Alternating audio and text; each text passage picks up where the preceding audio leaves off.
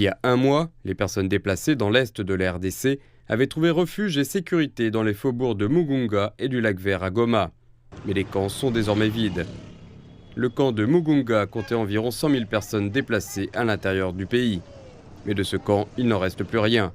Toutes les tentes ont été détruites et les dernières sont en train d'être démolies par les habitants après le départ des personnes déplacées.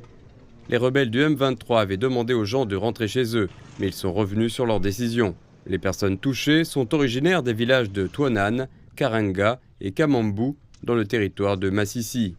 Je ne sais pas quel était le problème.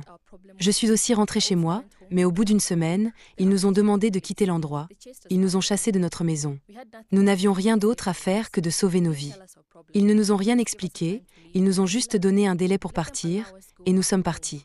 Qu'ils nous permettent de rentrer chez nous ou d'aller ailleurs, nous n'avons pas de maison à nous.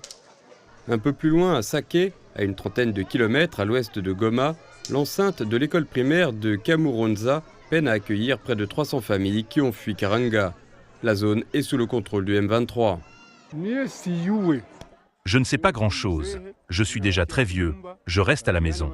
Ce sont des jeunes qui étaient allés à Salongo qui nous ont apporté le message disant que le M23 nous avait demandé de quitter Karanga. Je me suis demandé quel était le problème. J'ai vu les gens commencer à détruire leurs tentes et leurs huttes à Tuonan, Kamambu et Karanga. Nous avons tous fui par peur. Et c'est pour cela que nous sommes ici.